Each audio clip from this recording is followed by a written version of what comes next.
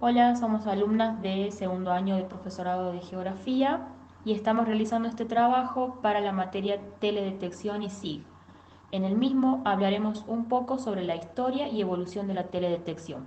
Comenzamos con su definición e historia. En geografía, la teledetección designa el conjunto de técnicas que permiten conseguir informaciones sobre la superficie terrestre, sin contacto directo, a través de la adquisición de imágenes para proceder al procesamiento de esas informaciones y elaboración de análisis espaciales.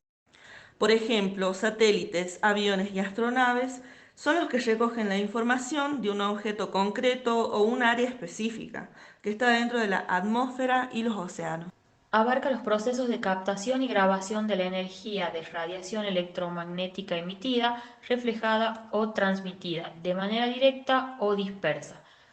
Se realiza gracias a un vector, que es un aparato de transporte alejado de la superficie terrestre, y a uno o varios sensores, que son aparatos de medición de las radiaciones electromagnéticas para la reconstrucción de características de la superficie, atmósferas u océanos de la Tierra. Comenzamos con los inicios de la teledetección. La historia de la teledetección se remota a las primeras plataformas de observación aérea, los globos aerostáticos y a la invención de la fotografía en el siglo XIX. En 1858, Gaspard Félix Tournachon ascendió sobre París en un globo aerostático con el propósito de mapear la ciudad.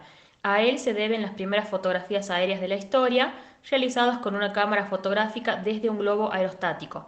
Esta innovación tuvo un gran interés militar. Hacia 1871, la tecnología de la fotografía había avanzado lo suficiente para que no fuera necesario el inmediato revelado del negativo después de la exposición, lo cual permitió el desarrollo de cámaras más livianas. Desde un cometa sujeto por un cable en 1888 se obtienen fotografías aéreas. Si hablamos de cámaras más livianas, tenemos la patentada por Julius Neubrunner en 1903, que podía ser transportada mediante un arnés especial arrimado al pecho de las palomas. En 1906, Lawrence desarrolló en Estados Unidos un conjunto que permitía transportar cámaras de hasta 1000 libras y tomó fotos aéreas de los daños ocasionados por el terremoto de San Francisco desde una altitud de 600 metros. Las primeras fotos tomadas desde un aeroplano las obtuvo Wilbur Wright en 1908 sobre Italia. Entre 1926 y 1941, Goddard y su equipo lanzaron 34 cohetes, tres alcanzando alturas de hasta 2,6 kilómetros y velocidades cercanas a los 885 kilómetros por hora. El trabajo de Goddard, tanto teórico como práctico, anticipó muchos de los acontecimientos y desarrollos tecnológicos que más tarde harían posibles los viajes espaciales. Goddard ha sido comúnmente llamado uno de los pioneros de la era espacial. El cohete de varias etapas, el cohete de combustible líquido, fueron importantes bases para los viajes espaciales. Durante la Segunda Guerra Mundial, los ingenieros alemanes consiguieron grandes avances en la construcción de motores cohetes y sistemas guía. El cohete B-2 fue el primer cohete de lanzamiento estratosférico, un misil desarrollado a principios de la Segunda Guerra Mundial en la Alemania nazi, empleado específicamente contra Bélgica y lugares del sureste de Inglaterra. Este cohete fue el primer misil balístico de combate de largo alcance del mundo y el primer artefacto humano conocido que hizo un vuelo suborbital, por lo que es el primer objeto artificial en llegar al espacio. Fue el progenitor de todos los cohetes modernos, incluidos los utilizados por los programas espaciales de Estados Unidos y de la Unión Soviética. Y ya, finalizando la guerra de los Estados Unidos, aprovechando el material capturado por los alemanes, construye un motor cohete de combustible líquido, desarrollando el cohete Vikingo. Terminada la guerra, los B-2 capturados por los aliados se sometieron a exhaustivas pruebas. Los científicos alemanes relacionados con la tecnología de misiles y cohetes eran los mejores de la época.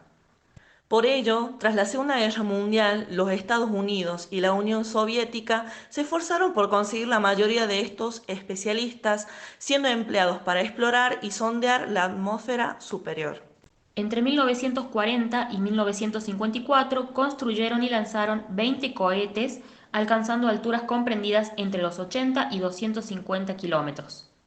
Las primeras imágenes de la Tierra desde el espacio se consiguen en 1954, cuando se colocó una cámara fotográfica en el cohete Vikingo. Recién hacia el final de la Primera Guerra Mundial, cuando su importancia como herramienta de inteligencia quedó fuera de toda duda, la fotografía aérea fue considerada como una ciencia seria y no simplemente como una novedad.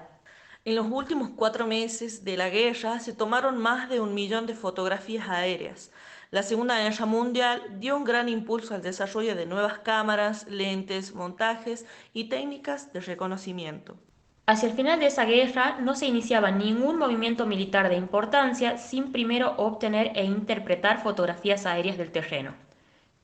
Las técnicas sistemáticas para el análisis del terreno y producción de la cartografía fueron desarrolladas en los años 40 y en los 50, mientras diferentes profesiones reconocían las contribuciones de las interpretaciones de fotografías aéreas. Finalizando la explicación, hacemos referencia puntualmente a la era analógica, que partió desde la incertidumbre del hombre y culminó marcando un punto de partida hacia la era digital.